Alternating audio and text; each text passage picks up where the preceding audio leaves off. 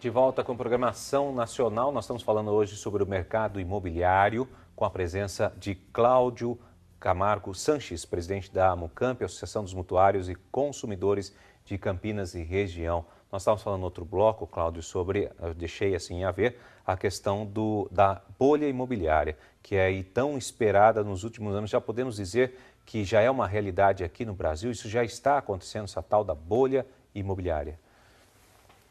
Júnior, diferentemente do que a gente viu nos Estados Unidos, eu posso afirmar até por uma experiência grande, porque fui executivo de área comercial de um grande banco, onde trabalhei mais de 35 anos. Os bancos hoje no Brasil, eles estão muito mais estruturados com relação a toda a concessão de crédito imobiliário.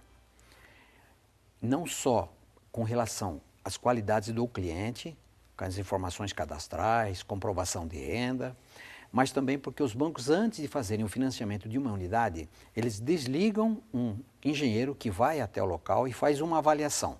Faz uma avaliação real do imóvel. O imóvel vale 100 mil, podemos financiar no máximo 80% desse valor. Esses parâmetros são bons, isso tem trazido uma segurança e está sinalizando que mais uns anos à frente nós ainda não estaremos enfrentando no Brasil a chamada bolha imobiliária. Todavia, nós temos já alguns sintomas. E quais são?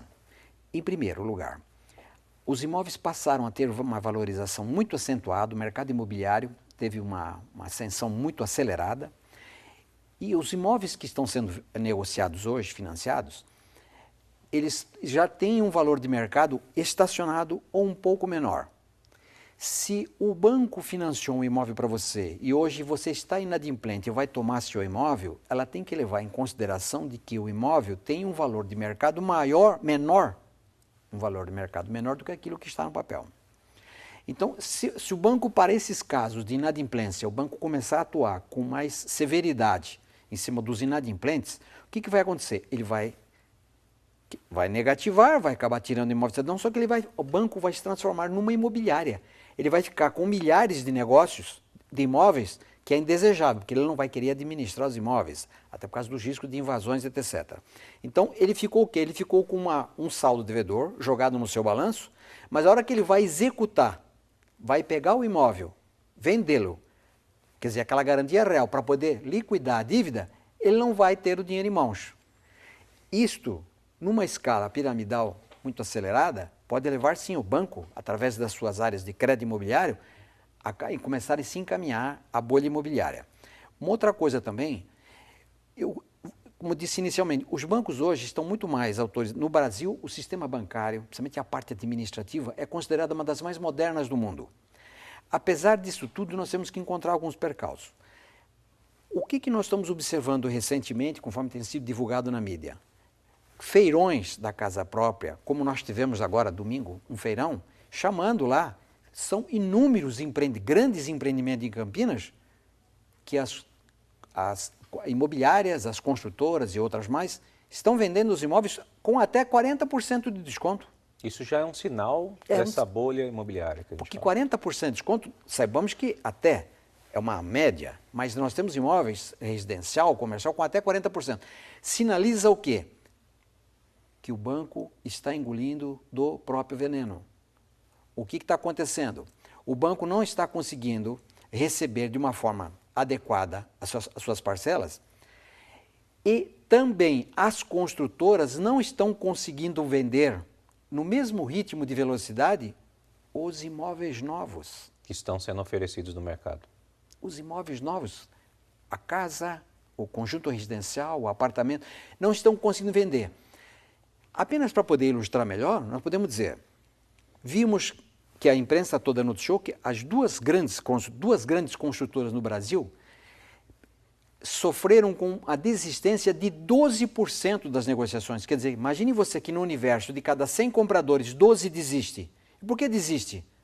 Desiste porque percebe que a construtora está lenga, não entrega os documentos, está entregando com um atraso muito abusivo, o nome da construtora começa a ficar desmoralizado nas redes sociais e, mais do que isso, essas grandes construtoras que têm o seu capital aberto em bolsa de valores, ela está espantando o comprador de ações, ela está espantando os investidores que não querem comprar papel daquelas construtoras porque elas estão em declínio, Elas estão caindo de primeiro para quinto, para sétimo, para 10º lugar no ranking nacional.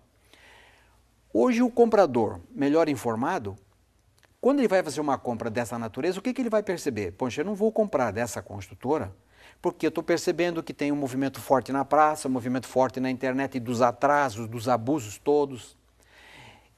Então ele deixa de comprar. Traduzindo, isso começa a se traduzir, Júnior, num prejuízo ao banco, na construtora. Eu vi um caso... Ela começa a cair em descrédito. Ela começa porque uma empresa, se ela tem as ações negociadas na Bolsa de Valores, se ela tem um patrimônio de R$1 milhão, ela tem que ter R$1 milhão de ações no mercado. Se as ações caem de preço, o patrimônio cai junto. O que nós temos hoje? Grandes construtoras no Brasil, emblemáticas, que têm, para cada R$1 de patrimônio, deve R$1,25. R$1,25. Traduzindo, se tem um patrimônio de 1, mas deve 1,25, ela está numa situação delicadíssima. Totalmente. Ela vai precisar recorrer aos créditos bancários ou criar uma dinâmica no mercado. Qual é a dinâmica de mercado? Reduzir o preço dos imóveis.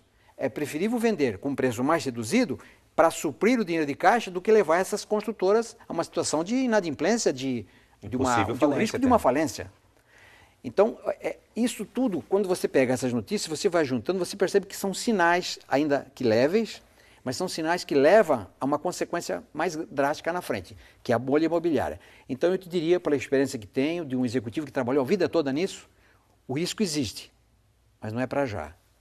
Lá na frente nós poderemos enfrentar esse problema. Quer dizer, a gente está correndo um sério risco econômico em virtude disso. Está se baseando muito nessas construtoras, né, e nesses financiamentos, né, a perder de prazo e tudo mais. Nós temos um boom de aquisição ou então de oferta no mercado. Sim. E sem o consumidor conseguir adquirir aquele produto. De um imóvel supervalorizado. Supervalorizado. Né? Que às vezes a avaliação do imóvel, até por causa de uma especulação muito grande que está vendo, né? Mas o que acontece é o seguinte, mais do que nós estarmos falando aqui, por exemplo, na minha palavra Mucamp, eu quero dizer que toda essa matéria está exposta na imprensa. Eu quero dizer de que hoje as empresas de risco estão na internet te aconselhando. Venda as ações da construtora tal, aconselhando a vender. Para outras, ela escreve, não venda, como diz assim, espere, porque ela está tendo um socorro financeiro, mas está alertando o investidor, aquele comprador das ações em bolsa, que tem que ficar atento.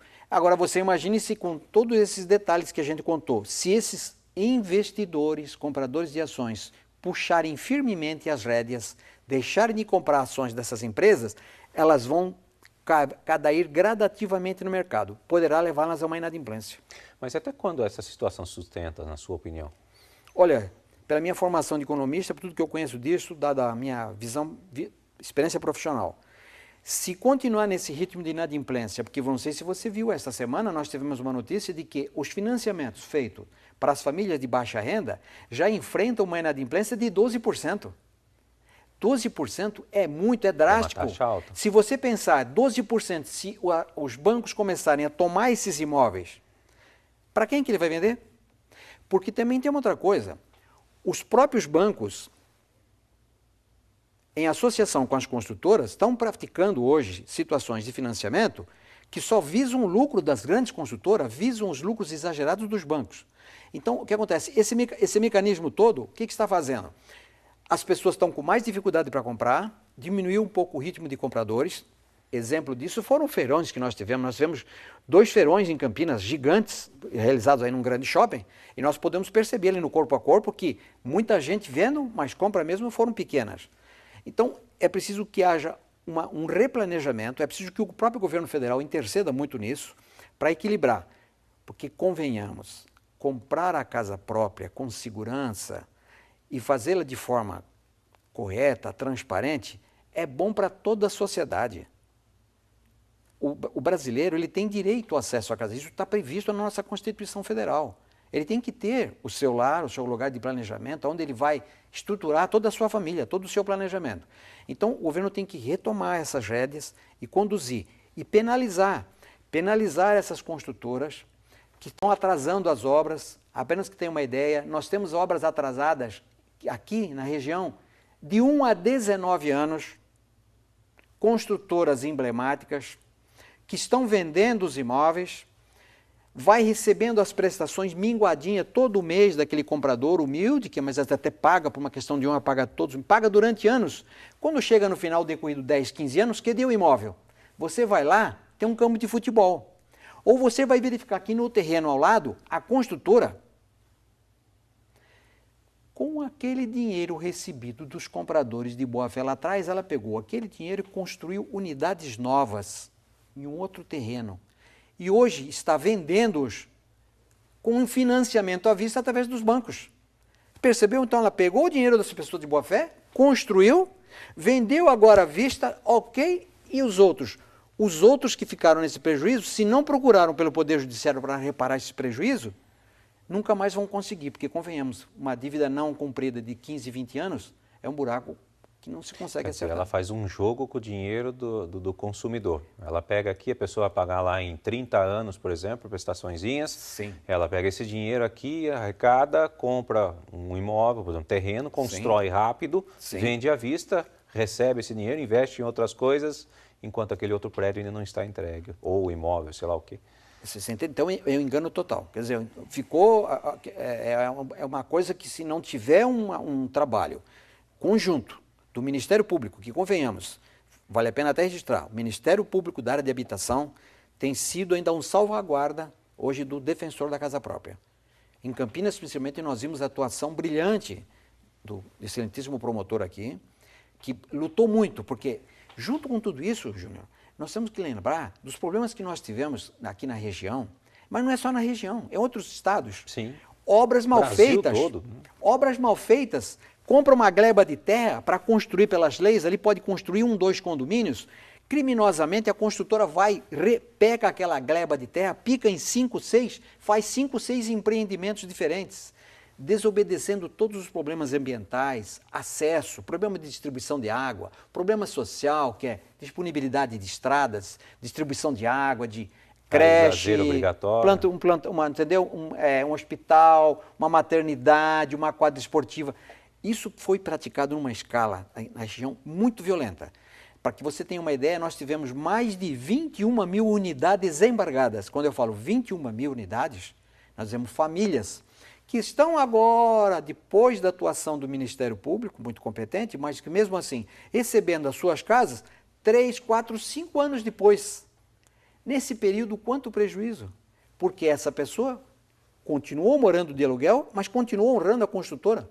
Sim. E se ele não pagar, ainda o nome dele vai denuncio, porque tenho condição. Os bancos contribuíram para perpetuar essa criminalidade que se verificou. De que forma? Mesmo que a documentação do imóvel não estivesse pronta, ou até mesmo o imóvel estava no chão, portanto o apartamento não subiu, a casa não está pronta, o banco já tinha feito o financiamento da casa, que logicamente já vem sendo pago pelo comprador, de um imóvel que não está pronto, está no chão. Isso é uma coisa que eu digo com toda a experiência e tenho documentação. A Mucamp é portas abertas, nós enfrentamos qualquer autoridade para mostrar. E mais, Júnior, quando nós verificamos essa prática criminosa imposta pelas construtoras, aqui na nossa região metropolitana principalmente, e não é só aqui, a nossa percepção é mais local, mas nós temos certeza que isso está no Brasil todo. Sim. Quando não entrega o imóvel, ele fica parado anos, você começa a examinar a cadeia produtiva, é a distribuidora de petróleo vendendo menos petróleo, é a madeireira menos madeira, são as outras construtoras afetadas, as incorporadoras e congeladas, é o homem do carpete, o homem do aluguel, o homem do vidro, o homem dos armários, e vai. Quando você põe isso num efeito piramidal, e nós já até conseguimos conciliar, apurar esse número, uma troca de informações com a associação comercial.